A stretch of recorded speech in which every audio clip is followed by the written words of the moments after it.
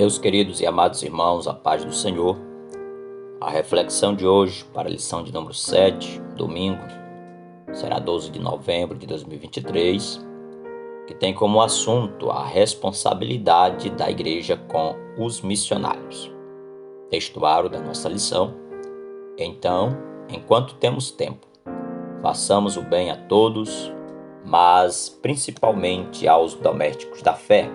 Gálatas 6 e 10. Verdade prática diz: é papel da igreja responsabilizar-se integralmente com o cuidado de seus missionários. A leitura diária de hoje, terça-feira, está em duas referências, no mesmo livro, o livro de Atos, o capítulo 14, verso 25 ao 28, e o capítulo 16, verso 1 ao 8. Fala sobre a consciência de responsabilidade da igreja para com o missionário. Diz o texto: e tendo anunciado a palavra em Perge, desceram a Atália e dali navegaram para Antioquia, onde tinham sido recomendados a graça de Deus para a obra que já haviam cumprido. E quando chegaram e reuniram a igreja, relataram quão grandes coisas Deus fizera por eles e como abrira aos gentios a porta da fé. E ficaram ali não muito tempo com os discípulos. Atos 16, 1 ao 8. E chegou a Derbe e Listra, e eis que estava ali um certo discípulo por nome Timóteo, filho de uma judia que era crente, mas de pai grego, da qual davam bom testemunho os irmãos que estavam em Listra e em Icônio. Paulo quis que este fosse com ele, e tomando, o circuncidou por causa dos judeus que estavam naqueles lugares, porque todos sabiam que seu pai era grego. E, quando iam passando pelas cidades, lhes entregavam, para serem observados, os decretos que haviam sido estabelecidos pelos apóstolos e anciões em Jerusalém.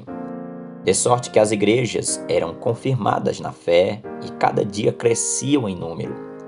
E passando pela Frígia e pela província da Galácia, foram impelidos pelo Espírito Santo de anunciar a palavra na Ásia.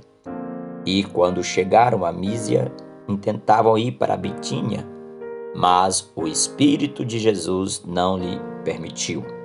E, tendo passado por Mísia, desceram a Troade. A consagração de anciões, presbíteros, missionários, pastores, ministros do Senhor, foi feita não somente pela busca da vontade do Espírito, mas mediante a oração e jejum, como também através de um exame de caráter, dos dons espirituais, da reputação e da vida irrepreensível dos candidatos ao campo missionário pastoral.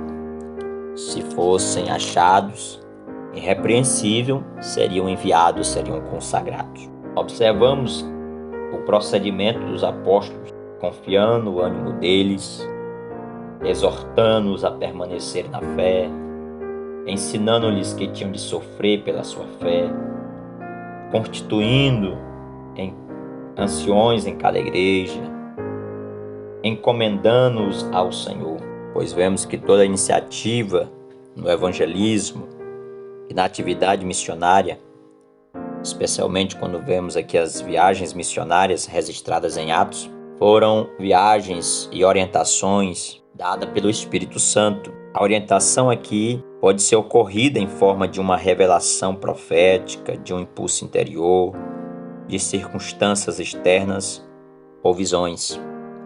Como diz aqui o versículo de número 7 de Atos, capítulo 16. Pelo impulso do Espírito, avançavam para levar o Evangelho aos não salvos. Quando o Espírito os impedia de ir numa direção, iam noutra, confiando nele para aprovar ou desaprovar seus planos de viagem.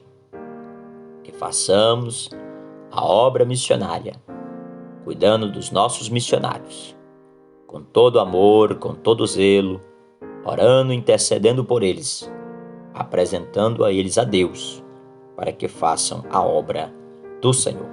Deus abençoe e a paz do Senhor Jesus.